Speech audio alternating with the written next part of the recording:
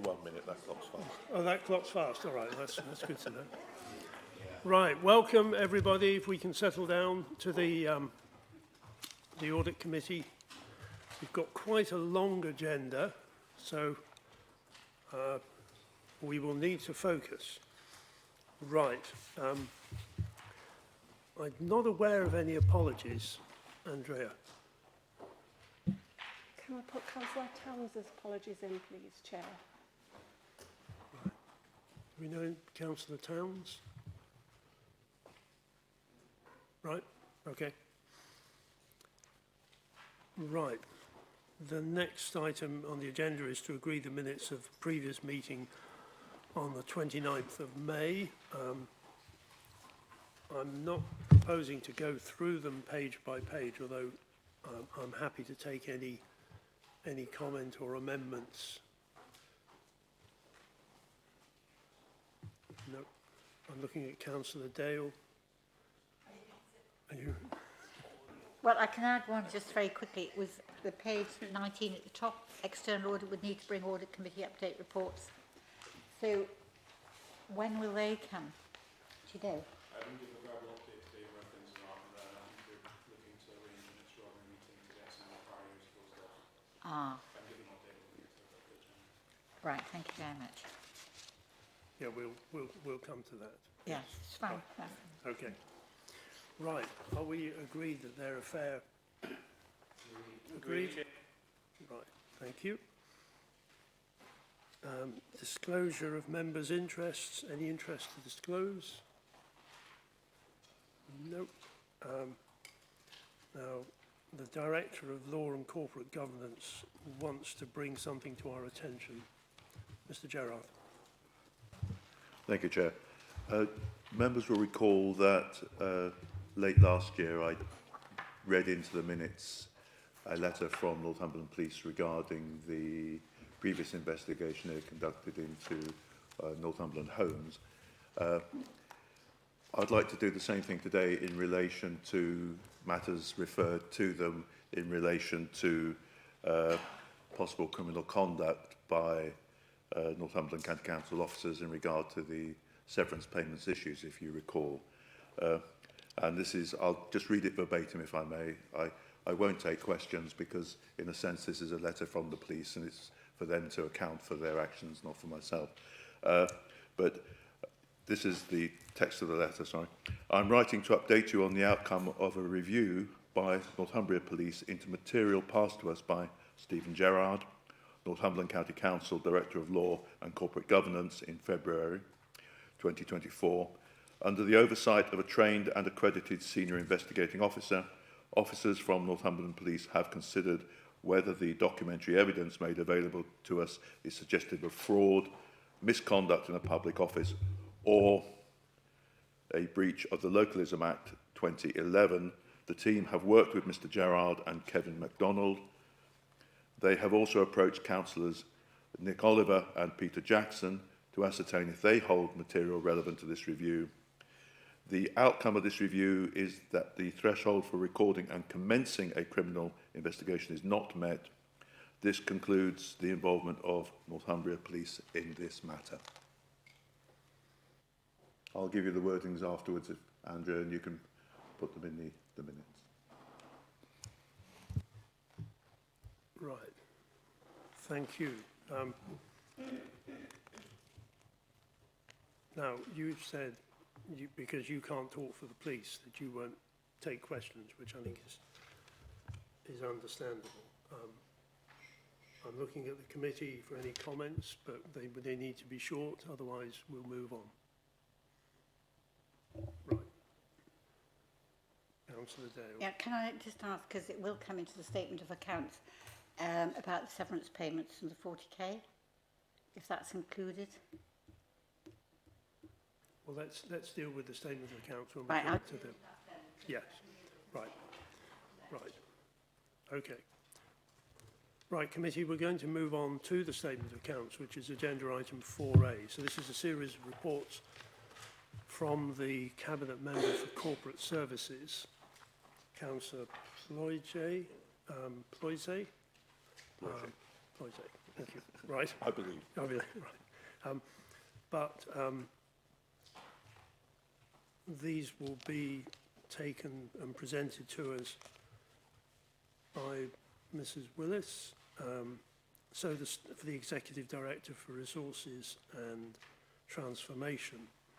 So the statement of accounts, a huge amount of work's gone into this, and I think we should note and thank the officers that have done the work for their efforts.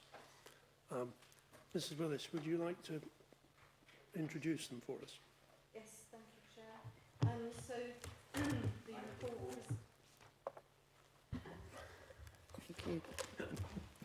The report presents the draft statement of accounts for the year ended 31st of March 2024.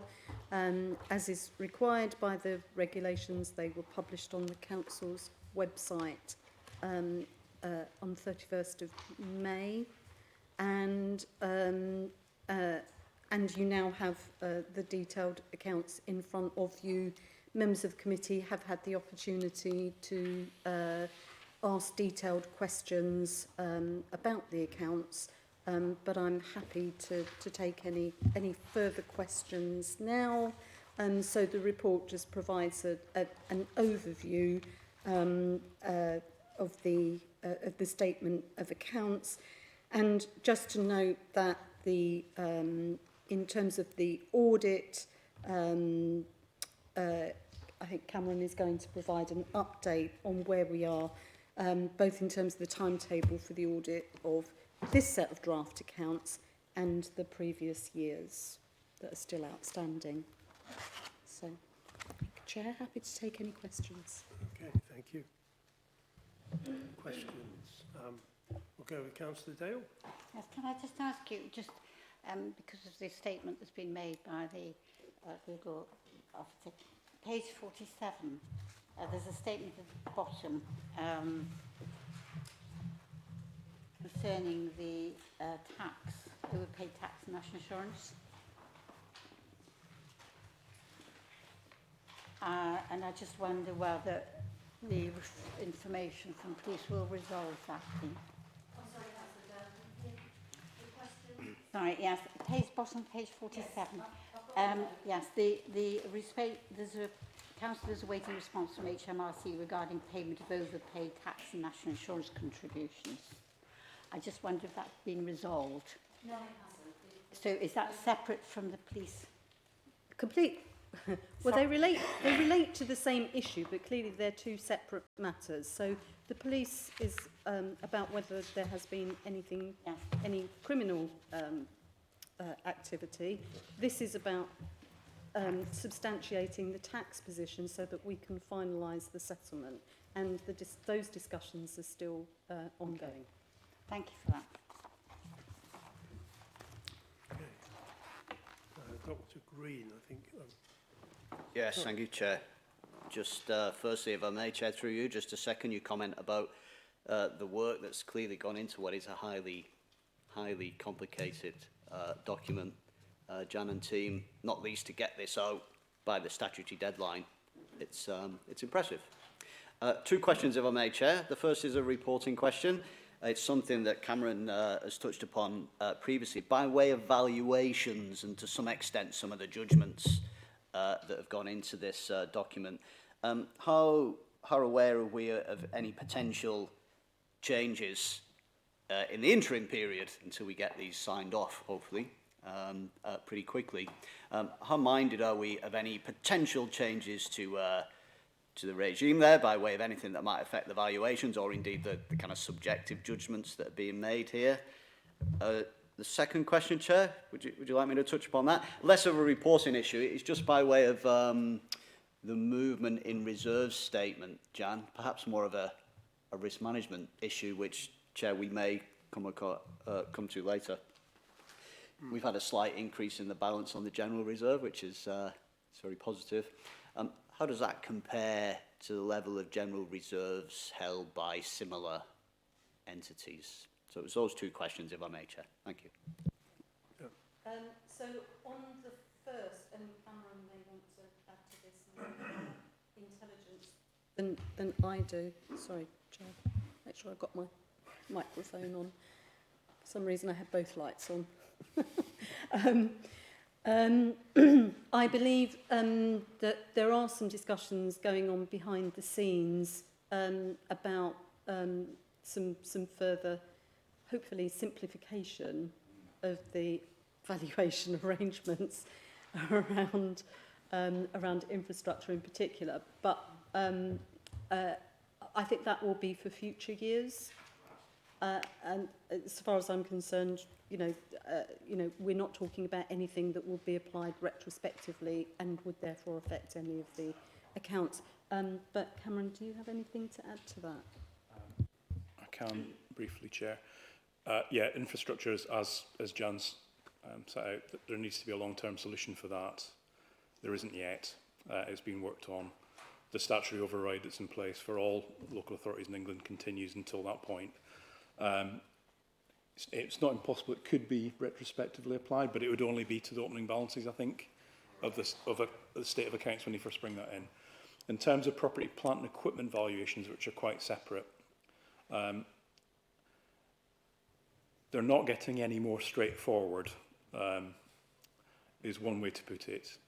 I'm not aware of any fundamental changes to the methodology the council's got to follow, or the audit work that needs to be done by auditors to reach a safe opinion. However, there was some discussion and a consultation around about trying to simplify a set of local authority accounts in certain areas. One of those areas was the valuation of property, plant and equipment. That's been parked for now because basically what the sector is trying to do is come up with a longer term solution to the issues rather than something short term that resolves it for a period of time that doesn't really suit anybody. So I think that's a watch this space. I suspect at some point there'll be an announcement about exactly what may happen or may not, but one shouldn't underestimate the value of the government having a big asset on the balance sheet to compensate for the liabilities in the balance sheet at whole of government accounts level. So you know, cost tends to be a slightly different valuation basis. If you think about FRS 102, because you're accountant, FRS 102 versus IFRS, they're quite different in terms of the way you've got to do things. So I'm sure my successor will brief the audit committee as necessary when it's clearer in terms of what you've got to do, if anything different in future years. But it is an area, we spend an awful lot of time on that area. Does it actually add anything? Because it has no impact on your bottom line at all. It has no impact on your general reserves, the amount you've actually got available to fund services. It's a slightly different position in the private sector for that sort of stuff. And the NHS, in fact. But. Okay. Does that answer both of your questions? By way of my point about reserves, Chair, perhaps we'll visit it later in the agenda. Would that be reasonable? It's not really a reporting issue, Jan, I appreciate. Well, Chair, I'm happy to respond to that now.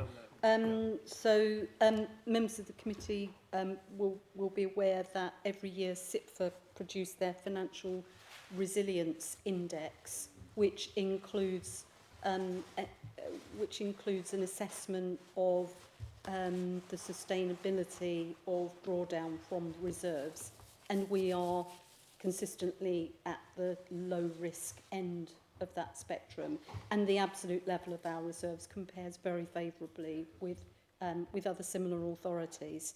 I think it's worth noting that you know, we all councils during the pandemic and following the pandemic for the following year were carrying very significant amount of reserves because of all the additional COVID funding that was received during that time that was unspent. So the rate of drawdown from reserves has been much higher, you know, over that 2-year period, 2021, 21, 22, partly as a consequence of that. So getting to the underlying position in terms of, you know, those authorities that are drawing down reserves because they're unable to balance their budgets because of the you know, pressures on those budgets is a bit tricky for that period, but certainly we've seen that accelerate in the last year or two. But that's not the case for Northumberland. So there are many councils that are much closer to the cliff edge than we are. Okay. Okay, thank you. Councillor Dale. For that was just page 166. It's just the group property, plant and equipment valuation, and you've got surplus assets, which is 44,836. But under that, you've got the revalue increases, decrease recognised and revaluation reserve.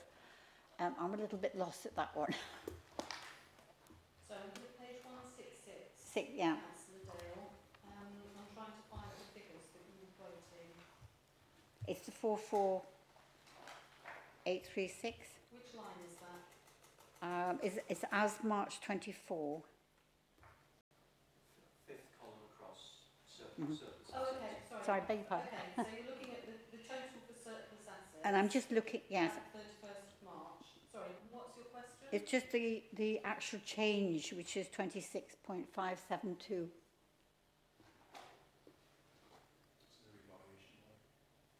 Oh, okay. It's a revaluation, but it's obviously... Oh, okay. Sorry. Okay. So you want to know what?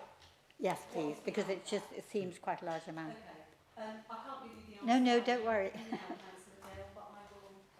I'll follow that up with you after the meeting. Thank you very much. Councillor Jackson.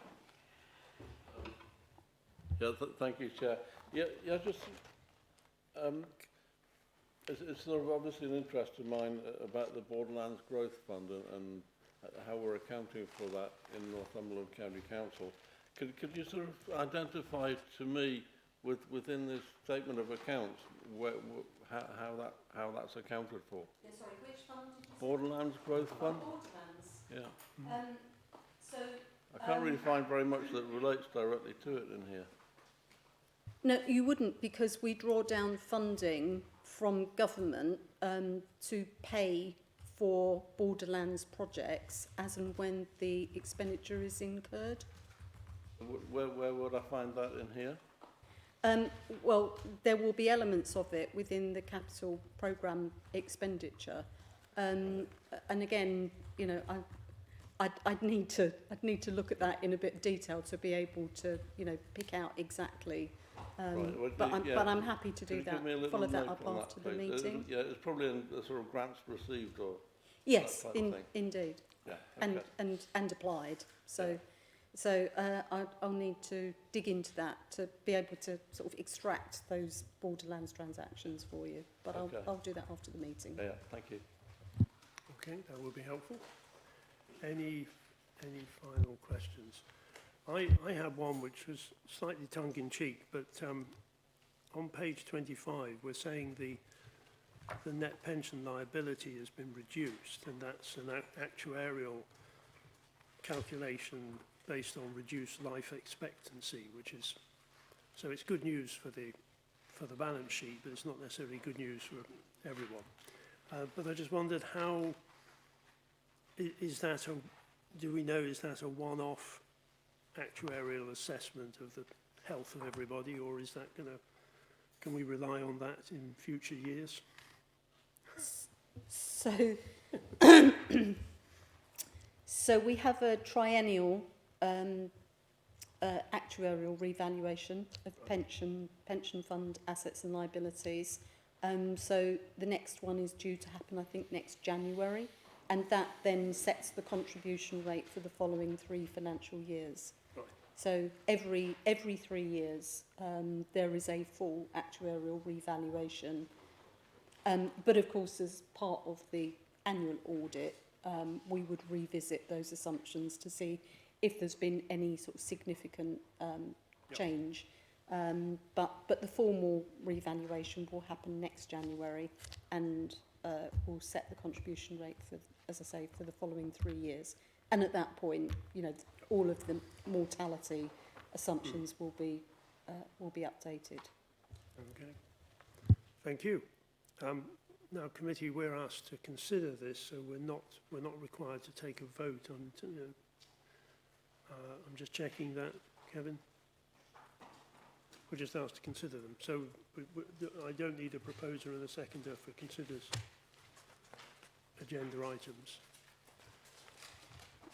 Right, I'm going to have them down as that we have considered them, and we're going to move on to the Treasury Management Annual Report. And again, we're asked just to note this one. Mrs. Willis?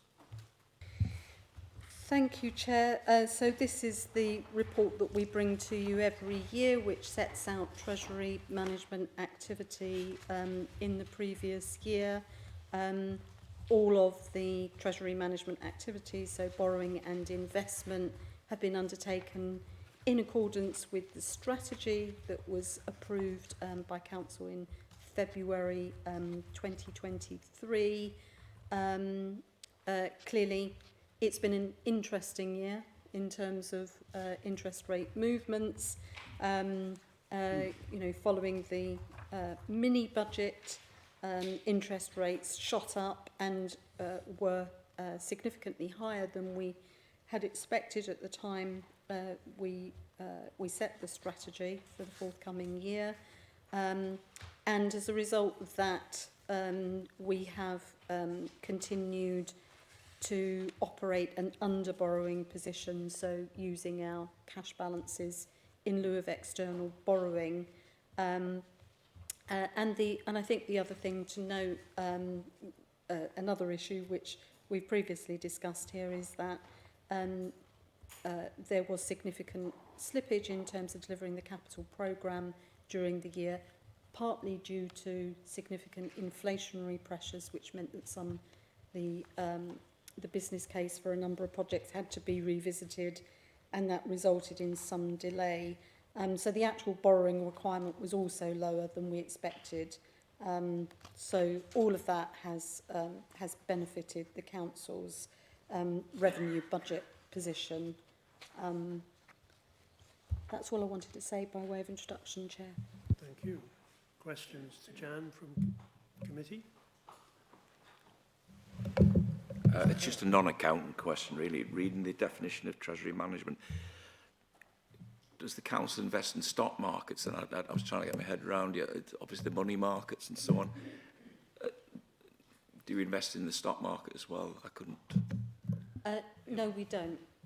We predominantly, where we have cash balances available for investment, it's peer-to-peer lending, so we would lend those cash balances to other local authorities, and vice versa when we need to borrow on a short-term basis. Okay. Normally we would go to other local authorities in the first instance, but no, we don't invest in stocks and shares or other assets. Laddering deposits, what does that mean?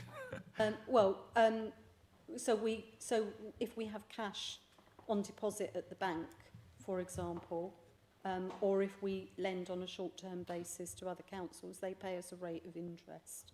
So it's a bit like, you know, having a building society account. Right. Okay, thank you.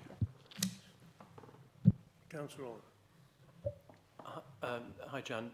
Just the borrowing maturity profile. There's a big spike in 40 or 50 years' time. There's probably not many of us in this room that will be around in 40 or 50 years' time. But is that okay? Are you comfortable with that? It's £250 million matures in. Well, I doubt that I'll be here. I'm Councillor Oliver, although you never know. So we do take opportunities to smooth the maturity profile, you know, when they arise. But that depends very much, you know, on what's actually happening around interest rates. Given that it's 40 to 50 years into the future, I think, you know, there'll be plenty of opportunities to do that before we actually get to that point. Okay. Right. My peripheral vision isn't very good, so I'm going to go with Councillor Dale. taking into account that the rates, the inflation is going to stay probably at a higher level? Is that going to be a risk to the council? So inflation, did you say, not interest rates? No, the interest rate. Oh, you meant Yeah, interest sorry. rate, okay. Well, I couldn't get it out. well, the forecasts are that interest rates are going to come down very significantly over the next 12 months. And I think actually we're expecting the first rate cut tomorrow. So I think we have weathered the storm, is what I would say. And the expectation is we will return to a more sort of normal level of interest rates. We can't put off external borrowing forever. No.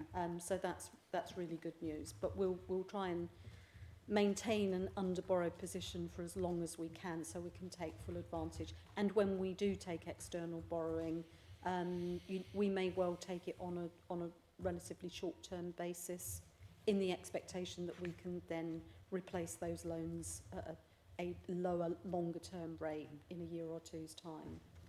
Yeah. Thank you. Sorry about that. Thank you, Chair. I appreciate this is the annual report, Jan, rather than the strategy statement. The sense I get is that we operate a very, very conservative, or prudent, might be a better word, approach here to borrowing and indeed investment. My first point, through you, Chair, would be, is that a fair judgment as someone on the outside looking in? Secondly, if I may, Chair, speaks to some extent that the point was raised by Councillor Dale. Jan, you've already touched upon how we scan the horizon, if I may, for potential disruption here. I just wonder if you could just offer us a little more as to how we do that by way of things like interest rates, economic shocks. How able do we model in any way our ability to respond to those shocks? Thank you. Yeah, we do take a very prudent approach when it comes to managing the council's cash. I think history tells us that it's dangerous to do otherwise, and I think about some of the more creative ways that councils have approached their treasury management activities in the past. So yeah, we always err on the side of caution. We do have treasury management strategy advisors. So I and my corporate finance team meet with them on a quarterly basis, and we consider all of those potential risks and revisit all of the interest rate forecasts on a quarterly basis. And their formal advice is set out in the treasury management strategy. Okay. Yes, I think it must be about 15 years ago that some councils across the country got involved with Icelandic banks and various other enterprises, but I'm glad to say we're prudent. Good.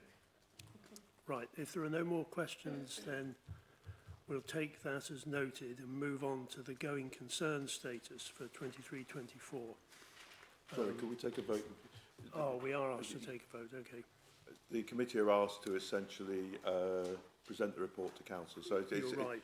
So if you could just vote to basically just give it your endorsement, really.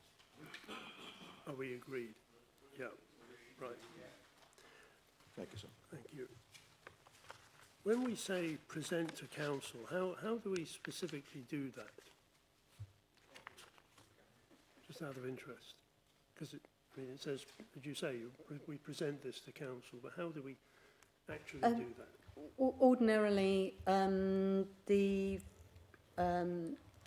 report just goes on to the agenda for council, right, and is normally presented by a member of this committee. Right. So that would be council towns. It would normally be the vice chair. Yes. Right. Yeah. But again, it's just for council to, I think, to just receive the report as opposed to approve it. Right. Councillor Reid.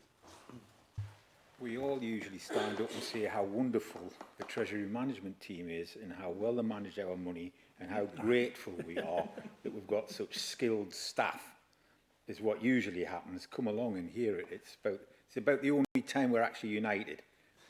Throughout all of this, since 2008, all of us, regardless of who's been in charge, have had the same approach to this, and the team's really, really good, and all of us have 100% invested in what they do because they haven't let us down so far. We did have money in Iceland, by the way, but we did get it all back. I mean, it was just, you know, it wasn't all that much, I don't think, just the 30 million quid or something. I think it was. Right. So the committee, I think, is echoing Councillor Reid's support and endorsement of the prudent approach and the good treasury management that's sustained us. Right.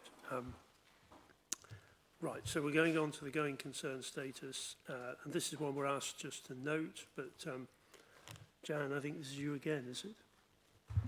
Yes, thank you, Chair. And members of the committee will be familiar, I think, with you know, this annual report that we bring to you. For next year, I do propose actually that we bring this statement to the or this report to the committee a bit earlier, because you've already received the draft 23-4 accounts, and it seems a bit strange to me that we then tell you that the accounts have been prepared on a going concern basis, and you know why we've reached that judgment. I think in future it would be helpful if we did it the other way around. So just to say that for next year that would be my intention. Yes. I think that makes sense. Any questions to Jan? Well, just a comment, Chair. I think it can't get said often enough, actually, how robust the finances of this council are. We've got reserves that we've talked about them before, but they're way higher than most authorities of a similar nature. You get all of these scare stories in the press about councils going bust and that sort of thing. But in Northumberland, I'm absolutely convinced that our finances are absolutely as sound as you can get. And so, again, that's testament to the work of the staff in the finance department. Thank you. Thanks, Peter. Anne. Can I just say, I agree with Councillor Jackson, but it has been, and it always has been, we've been so good in this council, even before 2008.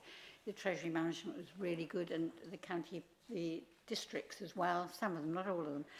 But I think the thing is that however good we are, we still have this, as I would report on Jan reports on page 54, the council continues to face a range of significant budget pressures. And I think we all need to understand that it is going to get harder and harder. And certainly with the pressures we have under some budget headings. And I think that's a good paragraph to include in this, because it reminds us all that actually, although we've always had long, strong reserves, etc. in place, that actually it's not easy. I'm saying it's easy to say that and say we're going to spend. However, we have to look forward to the longer term when we're doing that, and that's, you know, this is actually to 24, 27, 28, so it's a long term. But we have got, and whether it's social services or any other pressure, we've got quite a lot. So thank you for adding that reminder. Right. So, that was a statement rather than a question. Sorry. Right. Do you agree with me? Yes, I do. Right. I was going to say, because I was looking at the the savings, you know, the 17 million for 23-24, which was in terms of the presumptions or assumptions, and I mean that's that's a big ask of the council, but presumably, given that 23-24 has finished, that 17 million of efficiency savings was achieved. For the most part, Chair, there were some elements of the savings that weren't achieved and have carried over into this financial year. But we do have a good track record in terms of delivering savings. Not everything goes according to plan. And in most cases where savings can't be delivered, alternatives are brought forward. Okay, thank you. But I think it echoes what Councillor Jackson was saying. You know, if you look at the going concern status, it's a very positive, robust series of statements that puts us in good stead. Right. Just on the business rates retention system, there's some question as to whether that'll come in 2026. So I'm doing some work with the HMRC and VOA. So I'm not sure I'm declaring an interest, but I can say that your assumptions are right, if that's any help. Right. Okay. We move to the corporate risk management update. Jan, I think this is you again, isn't it? Kevin. Oh, it's Kevin. Right. Yes, it's me, Chair. Thank you. Yes, Audit Committee will remember in December last year, we refreshed our corporate risk register, which was agreed by Cabinet, and we brought that update report to you as a committee in January. The first scheduled review of our corporate risk register took place and was agreed by Cabinet on the 9th of July. So this is just an update report to you as the committee to update you on that risk management update process. So the report attached before committee this morning is the report which was considered and agreed by Cabinet earlier this month. And in December, we had 12 risks which were being managed at a corporate level. During this review, there were no changes in the scores to 6 of those 12 risks. There was 5 risks where there were changes in score, and there was one of the risks where it was de-escalated down to be managed at the service strategic level rather than at a corporate level. So we are now managing 11 risks moving forward at a corporate level. So the report to the appendices to the Coven report is the short report which was presented to Cabinet earlier this month, and then an appendix with a summary of the changes to each risk, and then there is also all of the risk detail which is attached as a pink exempt appendix, which is the backup essentially to all of the sort of the summary information provided on the white pages. But Chair, I'm happy to take any questions from the committee. Okay. So, excuse me, before we take questions, just remind committee that the more detailed description of the risks, which is on the pink papers, if we want to ask questions relating to that report, we will have to go into closed session. But if we can keep it reasonably general, then we don't need to go into closed session. That is correct, sir. Any questions for Kevin? Councillor Dale. Yes. Can I just look at the one risk I have concerns about managing it is the civil contingency and business continuity. And I think I would like to have a more informed conversation on that. So maybe we can move into the pink afterwards. Right.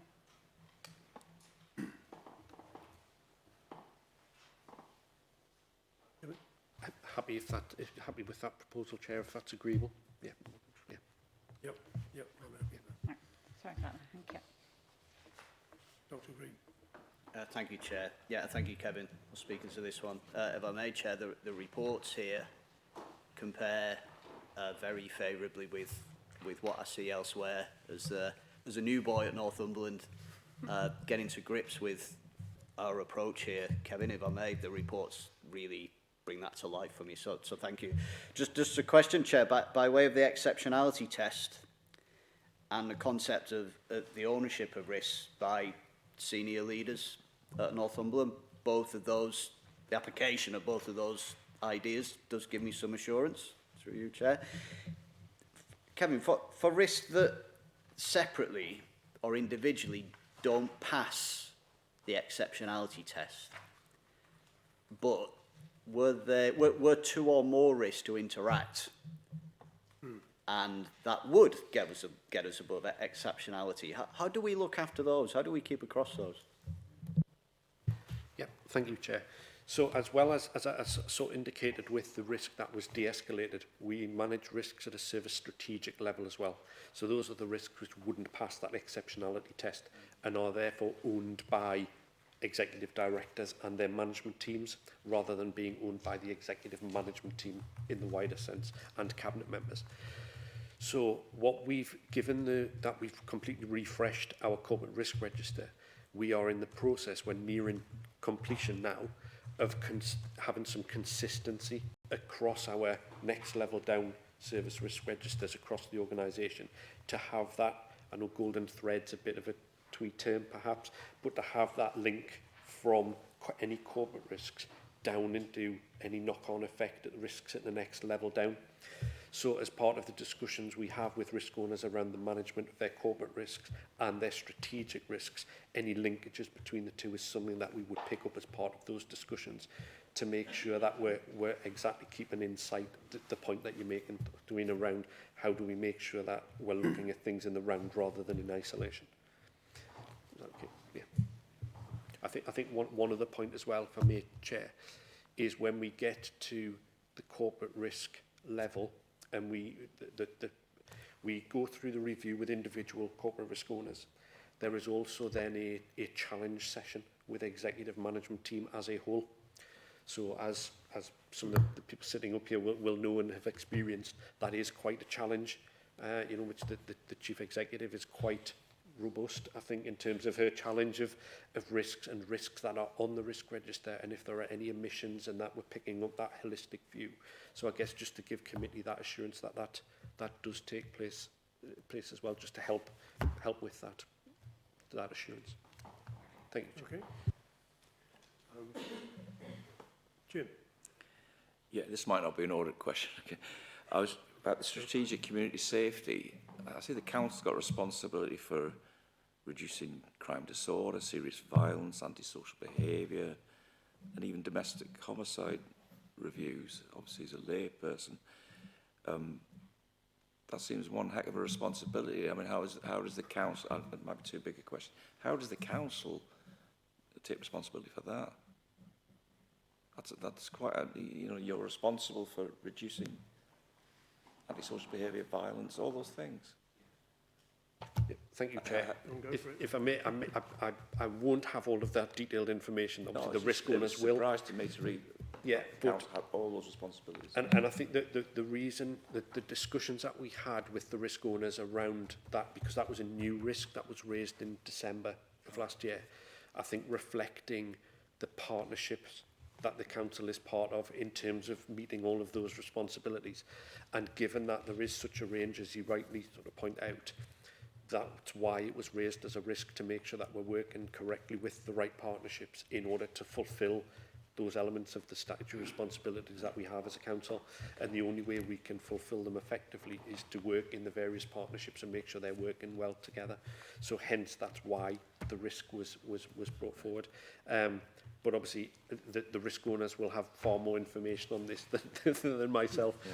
But we can always look to get more information from if that would help the committee. But I think that the fact, you're right in terms of there are a lot of responsibilities there. And I think that reflects the fact that there was felt a need to have that risk raised and managed at a corporate level. Okay, thank you. Yeah. Councillor Wallace. Thanks, Chair. That's an interesting question. I think I hope I can help answer. We recently, as a council, received a presentation totally on that topic, and it's available. All members have received it, so I wonder if that could be forwarded to non-councillor colleagues, so they could be on a parity with us, and we're all on the same level playing field. Right. I do agree it's very important to understand. And cyber security was just touched on as well. No, I think that's a very good point, very helpful. Thank you. Yeah. Okay. Any final questions? So, just, Kevin, just picking up on the point that Stuart raised earlier about horizon scanning. I mean, I think this is a very comprehensive risk report, and it shows that management and an appetite for risk is embedded in the council. But in terms of horizon scanning of risks that might come up, you know, we've heard this last week that the CQC is not quite what we thought it was. You know, we've got the combined authority starting to set itself up. We've got uncertainty about capital projects. You know, these are all potential risks, and how does the council think about that potentiality? Yes, thank you, Chair. Probably in a number of different ways. Right. So I think we would, as part of the regular reviews that we have, as part of the review of risks that we undertake, part of that discussion with risk owners is, are there any other risks that we need to reflect? Obviously, the directors of the services best know some of those risks that are potentially going to materialise, and I think we have a good relationship in terms of those discussions. We do have some real honest discussions around what some of our risks may be. I guess from a service perspective, we also have access to sort of national forums and things like that, where we're constantly monitoring those to see national trends of risks. So one thing we did, for example, when we put the corporate risk register together, was look at what the national corporate risks looked like at a national profile and compared those to the risks that we have on a local basis to make sure we weren't too far adrift. And if we did have some which were not appearing on, that were listed on the national agenda, understanding why that wasn't the case here. So we do that on a regular basis as well, just to supplement those discussions, Chair. Okay. Thank you. Do you Jan, Stephen, do you want to add to that? Or, No, I think that's fine. okay. Right. Councillor Dale. Yes. I suggest you go at the end of the meeting. We'll do that at the end. Yes. Yeah. Right. So we're asked to note the corporate risk management update, which we will, and we move to the meaty issue of corporate fraud, or corporate anti-fraud, which is agenda item 4E. Kevin, this is you again, I believe. It's me again. Apologies, Chair. Yes, unfortunately, the corporate fraud manager's on leave today, so unfortunately I'm introducing this item today. As committee will be aware, this is a normal report we bring at this time of year each year, after the interim position earlier in the year of the annual report on the corporate fraud activity during 23-24. The report follows the normal format, Chair, with sort of an indication and a summary of the various types of work undertaken during the year and some of the results and outcomes from that work. In terms of financially, there is a summary table on page 79, which just sort of summarises the various work undertaken during the year in terms of the financial achievements, which is almost 3.2 million for the previous year. But as I say, Chair, the report provides some summary information in terms of all of the activity undertaken and outcomes achieved. Again, Chair, in Amy's absence, I will do my best to answer any questions from the committee. Okay. Now, counter-fraud activity is something that we, as the committee, have oversight of. So, you know, this is an important report, and there's some real money in here. So, questions to Kevin. I'm going to go with Councillor Dale first, and then Mr. Green. Stuart. Thank you. First of all, I would like to say that I think the single person discount achievement is really good. It actually shows people and make the public aware that the council is actually working on this, because that's grown from, well, it's now £178,249 achievement, and that's quite a lot of money. And a lot of houses, I don't know how many people are involved, but there's obviously quite a lot. And the one other thing which I was just don't understand quite is the planning and 106 officers, which is under preventative measures. And that's sent that paragraph there, which is provision of ongoing advice, investigation, support. The house verification has seen an increase in the number of applications abandoned, withdrawn or disallowed. And that would be quite interesting to see what that's about, because I don't understand it. You might not either. Sorry, Chair, no, but I'm more than happy to provide some kind of further information in terms of the work that we do in that. Obviously, we prepare the sort of the summary report for the committee, but more than happy to provide a bit more detail, Councillor Dale. More than happy to do that. Could you send that to all members? Yes, I'll send that to all of the committee. No problem. So. Okay. Yep. Sorry, I couldn't hear that very well, so I'm not sure the council's already asked what I was going to ask, but it was about the right to buy thing. I take it that that's a big saving, is it? Fraud prevention saving when you find these faulty applications. And I was just curious about that. How do you, is that because when people exercise right to buy, it's a loss to the council? I don't, and I wasn't quite sure. Again, apologies to the councillors who already know this.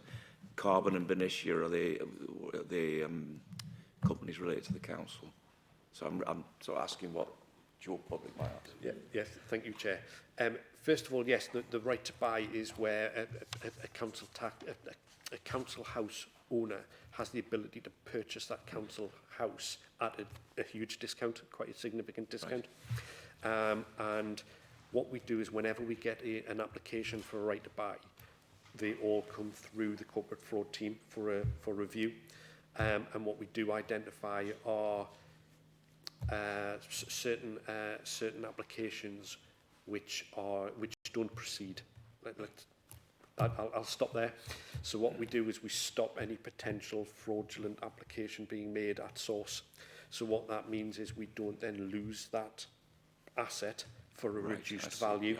Yeah. So in addition to keeping the asset at the value it's worth rather than having to sell it at the reduced price, what we also then do is keep that property for housing purposes as well. So that's a property that the frankly retains in terms of being able to house tenants within it. Okay. So it's almost like a double win in that sense. Carbon and Benicia are housing associations, so that they have private, they have properties which are also subject to the right to buy legislation. And what they do is they utilise our service to do exactly the same checks for any applications they receive. And we do that on a traded basis with both of those social landlords as well. Okay, thank you. Okay. Councillor Wallace. Yeah, excuse me. And it's always quite an interesting report when this one comes over, because you can see some of the things that happen, and some of them are quite substantial amounts of money. But unless you're on here, you very rarely get to know anything about this. And you know, my question is do the general public ever know that this is going on? Because a little bit of information telling them what has happened, the money that the council has recovered, the attempted frauds, may stop somebody doing it again.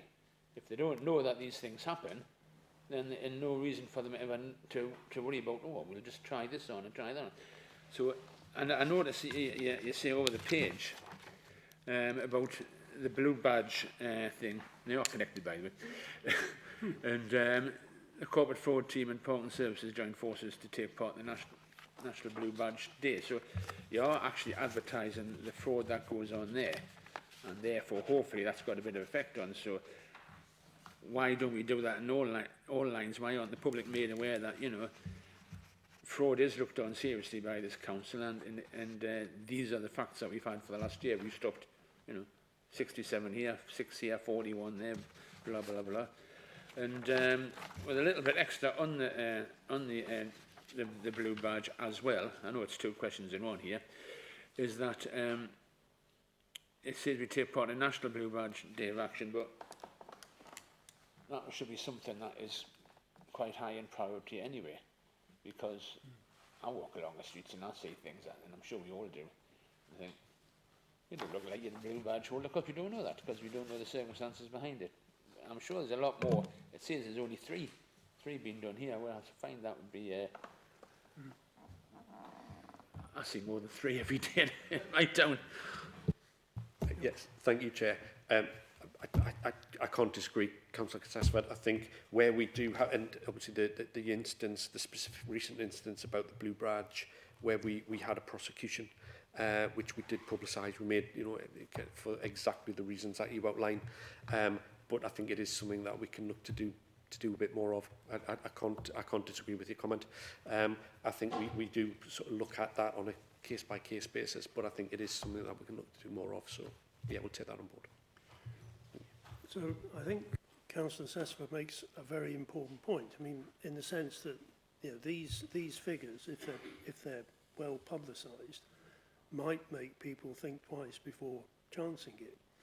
So I think we should ask you and the council to consider how best to ensure that this is promulgated on the basis of this report. Again, Chair, I agree. In terms of awareness raising and a training programme, that's something that we're currently working on at the moment. So we are currently, I know we've mentioned sort of counter fraud training at previous meetings.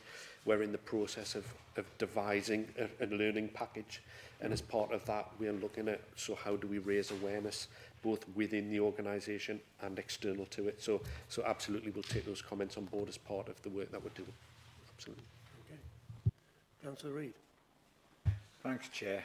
I always love this kind of stuff. So it looks like a third of the applications we get for right to buy are in some way incorrect, or I don't want to say fraudulent, because people are just, maybe it's through ignorance. But you've got with 26 withdrawn, but next to the asterisks it says 21, so I was just wondering what happened to the 5. And, you know, Benicia are in a kind of a worse state than us, really, aren't they? You know, 41 applications and 18 of them withdrawn. That's virtually half, more or less, isn't it? Well, people are people, aren't they? So, and the other thing was just the housing benefit at the bottom. We no longer investigate housing benefit overpayments. I'm just wondering what the arrangements are now instead. So is that just a mistake, the difference between 26 and 21, or is there some explanation? And why don't we do housing benefit anymore? Yeah, thank you, Chair. I think, I'm not sure about the difference between the 5. It might be a kind of a typo. I'll certainly look into that difference, and again, I'll send that round the committee with the note earlier. In terms of the housing benefit, I think they are now done, if I remember rightly, by DWP as part of those investigators. So it's not something that's done within the council's jurisdiction anymore. It's done by a different agency. Okay. So I remember I'm pretty sure it was this time last year, we had, so Amy presented this report, and so quite a lot of the detailed questions she was able to answer. So thanks, Kevin, for fronting up. But I think it will be helpful if we could task Amy to do a note picking up on the various points that were made. The other thing, it would be helpful to have the previous years. I'm looking at page 79 where you've got the numbers. It would be helpful to have an extra column which shows the previous year, because there's some, in some of the columns, some of the numbers are markedly different up and down from the previous year, and I think it would be helpful to have some sort of just brief summary of why that is in reports going forward. Yeah, if we can. Yeah, absolutely, Chair. No problem at all. We'll do that. That's fine. Right. Councillor Dale. Can I just add on to that? I think it must be about 10 years ago since we started this. The approximately 10 years ago. Yeah, no, I've got it, I remember it very clearly. And it was built out of the fact that we were picking things up in audit, and so we thought, what was the actual value of if we actually started to look very closely at fraud? And I think it would be quite interesting, because there must be a lot of money that since 2013-14 to date now that you would have actually secured from fraudulent use and whatever. And I think the thing is also, it's good to see how you've changed from the small things, which was the single house, this pension and things like that, or benefits, into much bigger. So you've added on and added on. Whether there's anything else we should be looking at in here, I don't know. I don't know whether you've got everything you should have. I'd have no idea. Just pick up on that, Chair. I think, well, what we did in March, I think, of this year, you may remember, as a committee, we brought a corporate fraud risk assessment that we'd undertaken. So that was with the aim of trying to make sure that we picked everything up. What we always have to do is get the balance right between the reactive work and the proactive work. And that's something that we are trying to change a bit more, but obviously the reactive work is still going to take up the majority of the work. So there are always potentially other areas that we're looking at, and that is why we did the corporate fraud risk assessment, to try and identify all of those areas, to be able to prioritise areas to take action. So it may be, picking up on the point you made there, Chair, where we're seeing slight changes in some of those savings areas, potentially because of that, as we identify new things and start to move into those areas, or potentially start closing off some areas where we kind of can stop the fraud from happening or minimise it. It is an evolving piece, as you would imagine. Thank you. Okay. So I think what we will do, Kevin, is maybe when Amy's back, try and, because we've had quite a lot of points made, good points made by the committee, and make sure that we capture those, and if there are actions coming out of them, we pick them up. Okay, so we're asked to note the fraud report.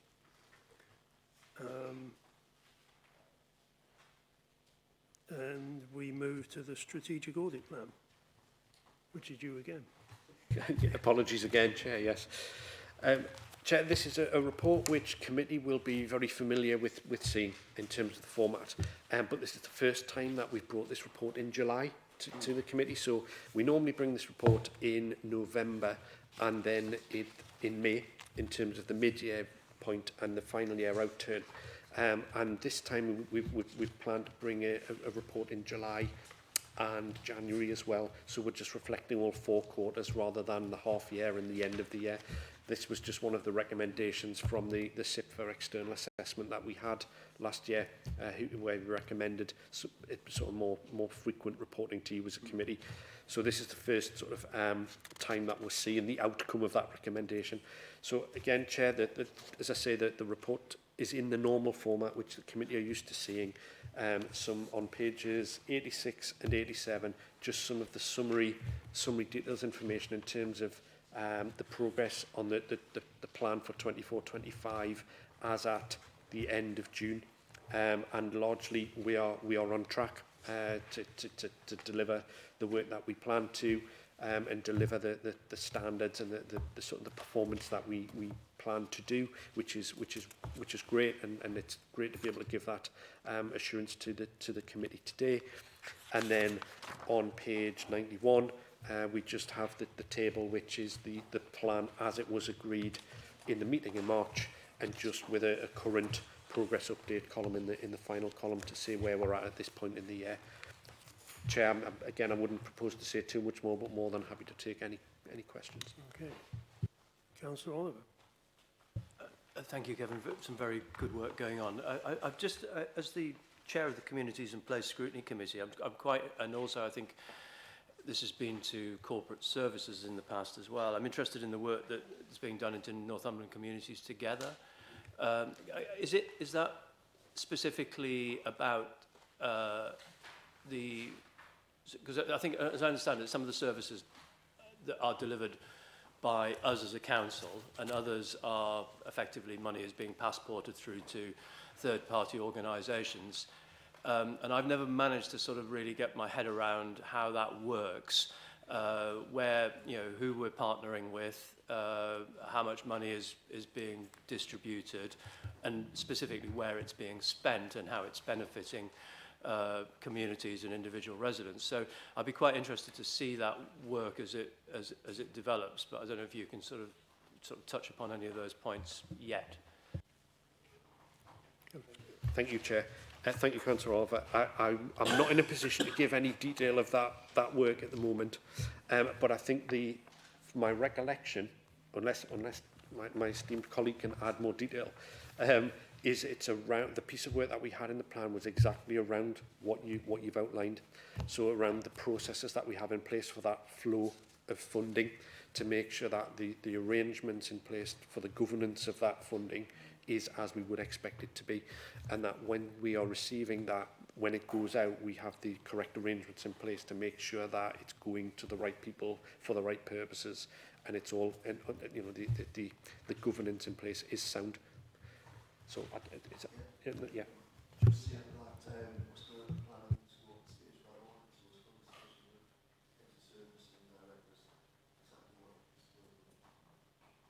Jan, do you want to come in there? Just to say, of course, Household Support Fund is coming to an end. I think we need to sort of reflect on whether there's any value in, you know, auditing, you know, arrangements for dispersing, you know, that funding, which is no longer available. But I'm sure you'll take account of that as part of the planning. Yeah. I'm looking, Councillor Oliver, do you want to follow up on that? I mean, it's something that I think was raised previously, and I think it was in corporate services scrutiny.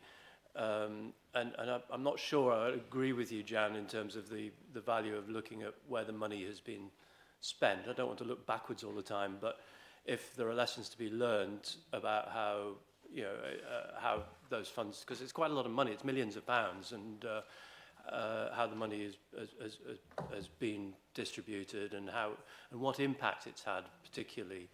I'm not sure there would be no value in even if it was a less intensive sort of deep dive. Yeah, I wasn't suggesting there wouldn't be any value. I'm just saying, you know, as part of the scoping of that review, there would probably not be. There would be more value in focusing on the impact rather than, you know, sort of some of the mechanics of, you know, and the controls in place around, you know, expenditure. Councillor Dale. Can I just agree, and I think it's something that scrutiny could have a look at, because if actually whether it's reaching the targets, where we've got the inequality working group and all these, it's all working in, it's all meshed together. I actually don't understand, you know, the whole, and I've tried to get around it, whether it's Thriving Together is involved and everything, exactly the partners and whether we are getting value for money, but actually, are we reaching the targets that we need to make a difference? And that's the thing that I would like to see. Does that make sense? Yeah, yes, yes, thank you. And as Tony outlines, we're in the process of scoping that piece of work now, so we'll definitely take on board those comments as part of that. Thank you. Are we content with that response? Yep. Okay. Any final questions? I had a sort of generic question, because I've noticed, you know, it's always a bit of a challenge, because you're reporting more frequently, and therefore it's more of a it's more difficult to spot a trend if you're reporting weekly than, you know, do you know what I mean?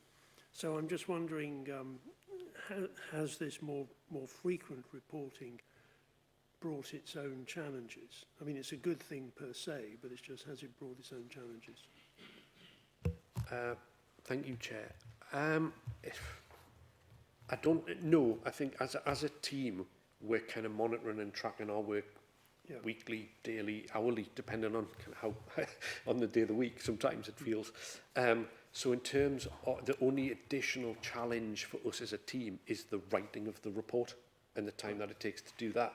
So essentially, we're doing this work regularly, you know, as I say, on a weekly basis anyway.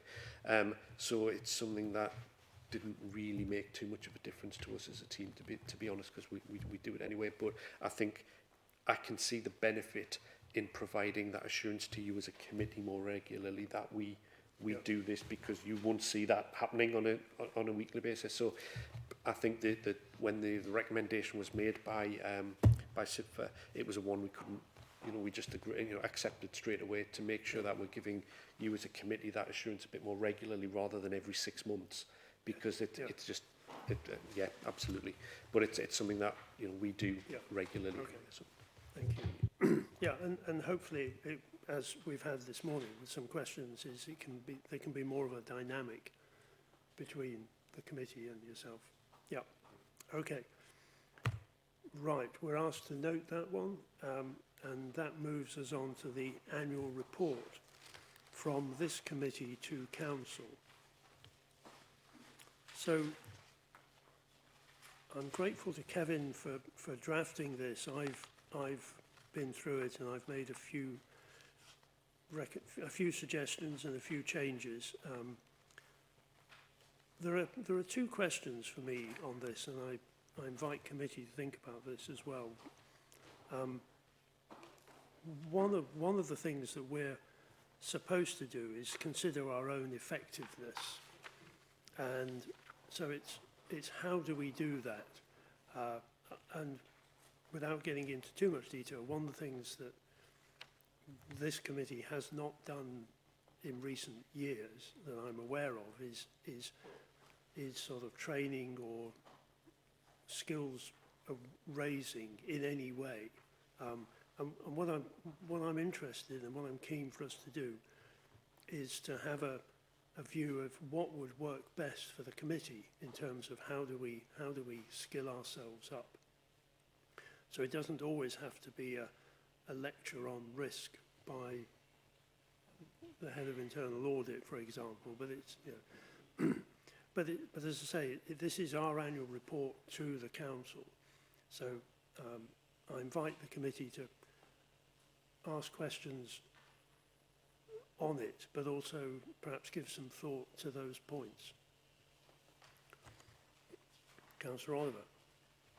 I think the first point I would make would be that any sort of skills development of this committee should be entirely based around the terms of reference of the committee. And that's the starting point. It's sort of because I think sometimes that, you know, can be sort of not entirely clear, and particularly where there's a bit of crossover with other scrutiny committees, corporate services in particular. So I think that would be the starting point. We're not here to sort of analyse the accounts or whatever. We're here in terms of systems and processes of governance and risk and so on, and it's understanding that and making sure that training is related to that. I think that's a very good point. As you say, we need to make sure that we're not preying on or moving into turf which other committees are fully competent to deal with. The Councillor Doe.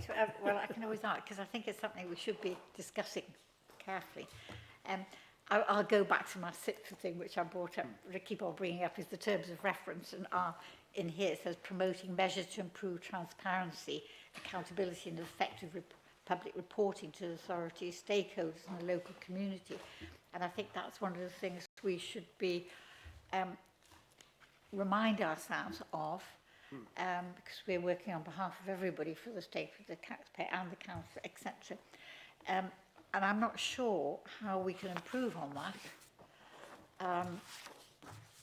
But I do think that we should keep within the guidelines of SITFA, for instance, where there's we take our audit committee minutes to the council, our SITFA promote. I know that's under discussion, but that is another way of actually promoting the work. But I mean, audit to most people just think, oh my gosh, you know, it's just more, actually all they think of is you're adding up, and that's your audit. They don't actually understand the work of the audit committee, and it's not just ticking your boxes at 1 and 1 make 2, and thank you very much, that's fine for the year. It's much bigger depth into the running of the council too. So maybe that's something that we could discuss more openly when we have a training session. Yes, and I think this is the point that you and Councillor Grimshaw made at the last meeting about how do we ensure that members of the public understand the work of the audit committee, and that's quite a difficult thing to do. But I think we should try and crack that particular problem or that particular challenge. Yeah. Is there anything, Jan, you can help us with on this one? So far as training is concerned, SIPFA do offer bespoke training for audit committee members, and that's something which can be delivered locally. You know, we can outline for the committee, you know, what training is available, and you can have a discussion about whether you would want to take up that offer. I think as far as Councillor Dale's wider point is concerned, you know, for me that then points in the direction of reviewing your future work programme. If you're fulfilling all of your brief, that there might be some additional items that you would want to put on future agendas, and officers can then, you know, prepare the appropriate reports for you. I think, you know, clearly there is a financial cycle which determines that certain reports come here at certain times of the year. But, you know, if there's an appetite for, you know, building in, you know, a wider range of reports, then I'm sure, you know, that's not going to be a problem. So perhaps if the committee, you know, want to reflect on that and say, well, we'd like reports on X, Y, Z, then, you know, we can build that in. Okay. I mean, I think, Councillor Grimshaw. Yeah, thank you. I just wondered as well if there's a chance we could like look into adult social care as far as possible with regard to the CQC, which you pointed in the right direction prior, because I do think it's serious, and you know, we have a responsibility for looking after the people that we do look after in the county, and I know that we've come out with the children's, you know, excellent Ofsted and things like that, but it's just to be reassured again, Kevin, and I don't know which form it could come into, just to see, you know, what kind of adverse effect, if any, it's had on anybody that we look after in Northumberland. Sorry, Chair, for that. Yeah, no, that's a fair point. Yeah, Chair, just to, yeah, fine, that's something we can certainly go away and take a look at. Obviously, we have the reports which come twice a year from, it's the two Allens, Alan Curry and Alan Hartwell, on the external assessments, and maybe we can pick it up as part of that, but certainly pick it up with Alan to think about how we might be able to provide that assurance to the committee in the right way. Yeah, happy to. Yeah. Just to note also that we are actually in the middle of a CQC inspection at the moment. So, so perhaps, you know, once we know the outcome of that, might be a good time for the committee to come back to that. Yeah. So, go on, Councillor Dale. I'm going to be, I don't know whether have you been to any of the North East Chairs forums? Yeah. I haven't, for the very good reason that they cancelled the one at the end of June on the basis that it was just before the general election. But I do have the one that's scheduled for September in my diary. I think it would be, I mean, I just think so we're showing that you are actually, as the chair, doing some work within the region, because I used to attend, and I think the first thing, one of the things we had was when the police came up and said, we're going to have scams. And that was going to backfire for fraud. and that was going back, I don't know, 10 years or whatever. They weren't heard of then, but I think it'd be quite interesting to hear what the regional directions are of things that maybe we might have some interest in. Yes, no, I agree. I'm just trying to sort of yeah. upbeat. I'm looking forward enormously to that meeting in September. But no, you're right, because there is some work being done in Durham to do with anti-fraud, which is sponsored by the Cabinet Office. And we will want to know, the outcome of that pilot, and whether it has something, some value that Northumberland can take on. So I agree with your sentiments entirely. Yeah. Councillor Oliver. Just a suggestion in terms of monitoring our effectiveness as a committee. One of the best placed people to probably offer comment on that might be Cameron. He won't thank me for saying that, but he will inevitably see lots of councils, lots of other public sector bodies, and lots of audit committees. So that just maybe. I mean, it doesn't have to be a public conversation, but that might be a good idea. Indeed, and he's on next. So, but no, I think yeah. No, as you say, he sees that span of councils. So, I think what we'll do is, I mean, we will try and take that idea of how do we improve ourselves without, onerous, getting carried away. And I think the point made about Councillor Oliver about starting with the terms of reference is a very good one. So we'll take that away and continue that discussion and try and turn that into a work plan going forward. Now we're asked to agree the annual report from the committee. I think we've had it in. No, we haven't had it in draft, have we? No, this is the draft. Yeah. Right. Are there any points? Otherwise, thank you for that endorsement, Councillor Dale. Yeah.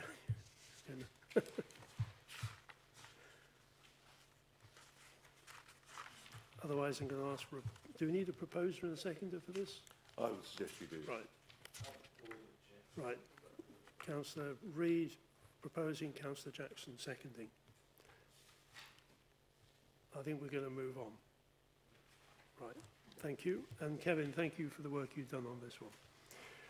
Right, now a break, not a break in the proceedings, but a break from a different voice. So, Cameron, over to you. Thanks, Chair. Shall I answer Councillor Councillor Oliver's question first? Yes, please. Yeah. Two just very quick observations. You ask a lot of questions. That's not necessarily true across the sector. And you don't let things go, which also isn't necessarily true again across the sector. I'll leave it at that. So in terms of audits, 1920, we are proposing an adverse value for money conclusion. That adverse value for money conclusion is subject to consultation, which will take place on Monday. At that point, we intend to issue that to Jan, the Chief Executive, and Stephen for comment. That will refer to several issues, but in effect it will summarise the issues arising from the Solace report, the Section 114 reports that have been issued by Jan, the Section 5 report issued by Stephen, and the subsequent investigations undertaken in relation in particular to international and exit packages. So that will come in the form of a certificate. That will close the 1920 audit, but we'll also have a summary of the issues, and then it will state that that means that we don't think the council had appropriate arrangements in place in relation to informed decision making in relation to that year. Yeah. So I'm hoping that we will have a draft of that early next week to share with officers. We shared an early draft with Jan a little while ago, and it's changed slightly to take account of some of the extra work that was done in relation to exit packages and the report that was issued, I think it was March this year. Stephen will correct me if I've got that date wrong. In terms of 2021, because we've got several sets of accounts open, we obviously look at the latest set of accounts and compare those to the previous ones to make sure there's nothing that's changed that might need to be addressed. We have pretty much finished doing that now. There's a couple of areas of debate ongoing around about the accounts. Nothing significant. There's not going to be any fundamental changes to the accounts, but it does affect our reporting. We will be preparing a follow-up letter for agreement with Jan, which I'm hoping you will get. I think you got an early draft actually earlier this week actually. I don't know if it's been shared with you by Suzanne, but that will be updated for a couple of minor tweaks that need to be done. There's some review process to go through, but it's fundamentally the audit's complete of the accounts. In relation to value for money, you might remember a long time ago, I told you that the Code of Audit Practice had changed between 1920 and 2021. So we moved away from qualified, unqualified value for money conclusions and moved towards a weakness in arrangements and a recommendation. My intention, subject to that consultation next week, will be that weakness and recommendation will say the weaknesses we identified in relation to 2019-20 haven't been addressed. Therefore, they continue. That will be exactly the same position for 21-22, because I think that's the neatest way just to tidy everything up and get it finished. It also means we're not reporting something 3 times, bluntly. 22-23 is a slightly trickier one. I don't think that will be complete before I leave. Most of the work on the accounts is complete.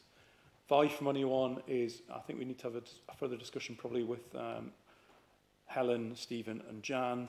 My view would be that some of the issues identified in Solace, etc., were partially addressed during 22-23, so the period to March 23, but not fully. So I think we would reflect that in our reporting, but it would still be a weakness. And with a recommendation, it would just basically say, keep doing what you're doing. That reporting will take account of the things that the Council have been doing since those reports to address the issues that have been identified. I'm not planning on sort of repeating everything in every report that's gone to either full Council or to the Audit Committee or somewhere else, because in my view, there's been adequate public reporting by the Council in relation to all of those issues over the last few years. Yeah. And any additional reporting by us, I don't feel adds value, but it certainly would add audit fees. So that's VFM. 21-22, the accounts broadly in the same place. There's just a bit of tidying up to do. We're drafting a follow-up letter that will come to the committee for the next meeting, setting out additional amendments that have been made. That's in hand, and I anticipate having that to actually review myself next week. So again, subject to arranging a meeting, I'd anticipate shortly after that meeting we'll be signing off 19-20, 20-21 and 21-22. In relation to 22-23, the bulk of the work in the accounts is done. The bulk of the work is reviewed. There is some work to complete. In particular, we need to review the work that, I'm going to say the name of the wrong firm now, that the auditor of Advance have completed. So we got a response to group instructions from them either last week or the week before that, and we need to agree a date to go and actually review their files. We've done a little bit of additional top-up testing at group level just because we basically had bigger sample sizes that we needed than they had actually undertaken. Not a criticism of them, the work they did on, I'm sure, is absolutely fine. It's just you're a bit bigger and obviously a public body, and we've got a slightly different audit approach. But we've done some of that work already because we asked the auditor of Advance what they were doing, sample sizes, how much work they'd done, how they'd done it in the key areas. The top-up testing, generally speaking, has been about the valuation of investment property. Because if you look at your group accounts, even if you look at 23-24, you'll see the bulk of the investment property comes into the group accounts from Advance. The council's actually got very little itself. So that's where we are. Quick touch on backstop arrangement, Chair, if that's all right. Mm-hmm. Are you happy for me to do that, Jan? So the Minister issued a letter yesterday, I don't know if you've seen it yet, which basically says the government inherited a broken local audit system in England, etc., etc., and then it proposes the way to address those issues. I'm going to leave my personal feelings about it aside for now. Basically, all audits up to 22-23 need to be completed by the 13th of December 2024. So we are on track to do that for Northumberland County Council. The bit that's slightly annoying is for 23-24, they have slightly moved forward the original proposal, which is 23-24 audits, have now got to be completed by the end of February 25. So that's not just for Northumberland. We're going to have to revisit some of our resourcing plans. The original intention was the end of March.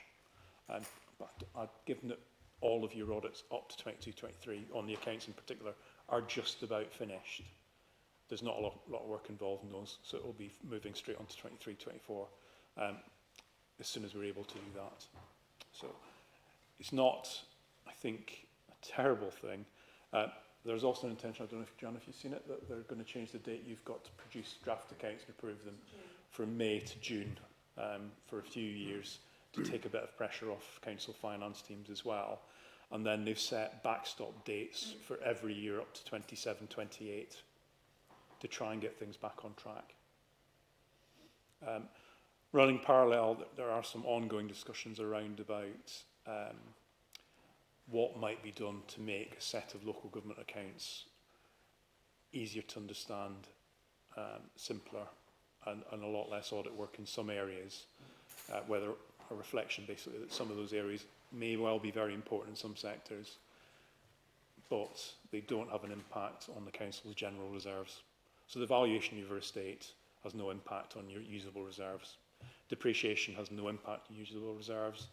Impairments have no impact on usable reserves, nor does the impact of the pension stuff, apart from when you have the triennial valuation done that Jan referred to earlier. So I think that's a watch this space, and let's see what happens over the next few years. I'm going to be an interested bystander, I think, rather than an active participant. That's certainly my intention. I've been told by my successor, Jan, that I'm not allowed to object to your accounts for several years after I've retired. To stop, but that doesn't mean to say I can't object to other people's accounts. So I'm quite happy to take any questions. I'm hoping that's relatively straightforward. Our intention is to get as much reporting through as quickly as we possibly can next month, so that officers have got sufficient time to look at it, get the accounts updated, and make sure that they're comfortable with the way we're reporting the issues. But happy to take any questions. The reference earlier to the police is quite helpful as well to us, because it would allow us to issue certificates to conclude all those audits at the same time. If that had been outstanding, that would have been slightly more difficult. Those of you, I don't know, do people not understand certificate? So if you've got private sector accounts, there's no certificate. An audit report's issued, that's the end of the audit. In local government, a certificate has to be issued to conclude the audit. So that sometimes doesn't happen where there's something significant ongoing. So, for example, a police investigation.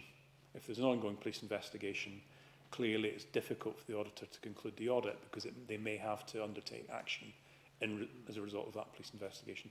I think John's probably got some direct experience of that in the past elsewhere. So the fact you've got a letter back from Northumbria Police saying they're not going to pursue that's quite helpful from our point of view, because it allows us to conclude those year's audits. So, like I say, Chair, happy to take any questions. Questions?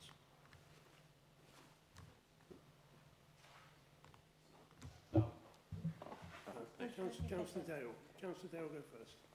Sorry. Just to say thank you very much, and I'm glad hopefully everything is going to be put in order before you go. I shouldn't say that, but anyway, what I would like to ask is, we did bring it up at the last meeting about the valuation and some of the valuations that you didn't concur with, which from the other external. And I just wondered whether that was going to run through the whole of all the audits that are finalised, so there's a line drawn under them. We've got comfortable with the numbers that are in the council's accounts following amendment. I think it'd be fair to say that the council's valuer and ourselves have we'll call it a professional disagreement in the way that you go about valuing some of your assets. However, the accounts have been amended to take account of that. I'm hoping that going forward you're not going to have those same valuation issues, although it'll be somebody else that worries about them. But fundamentally, we've got that issue resolved through to the end of 22-23.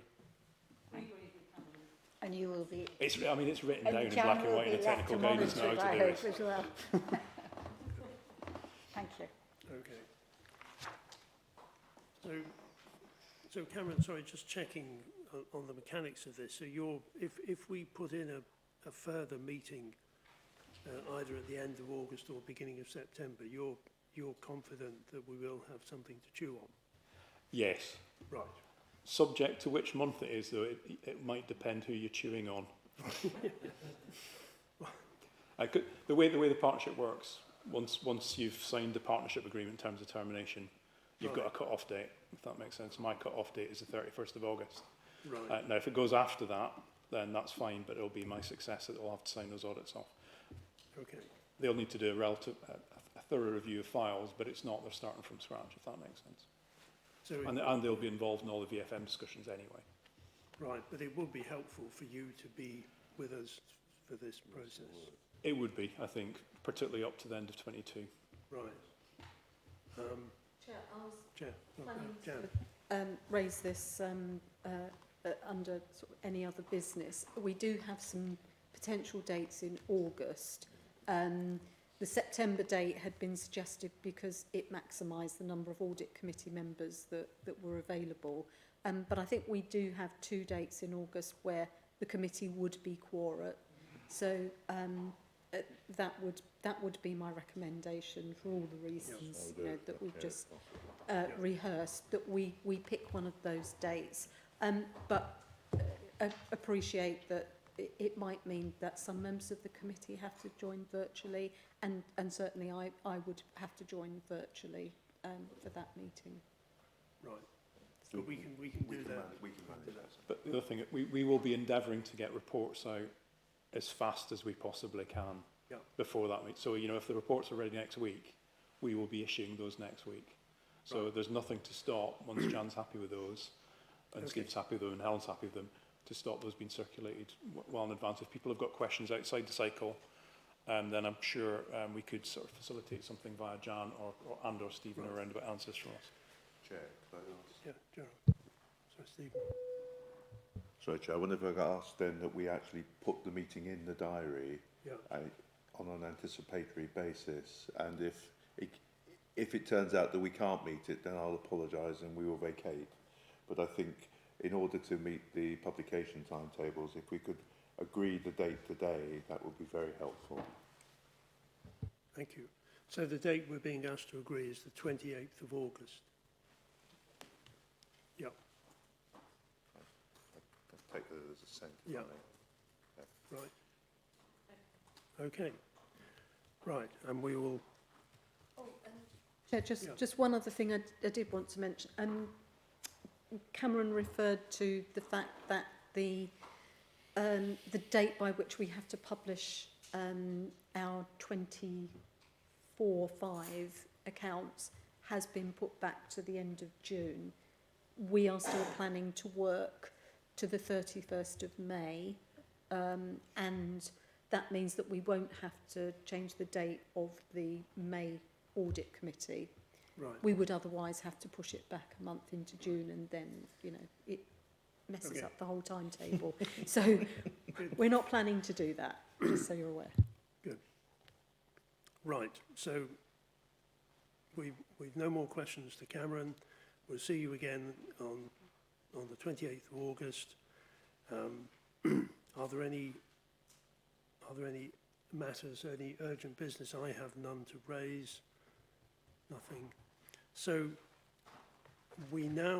the question for the committee now is two questions, one of which is, do we need a break before we go into the final session, or we'll keep going? We're going into a closed session now.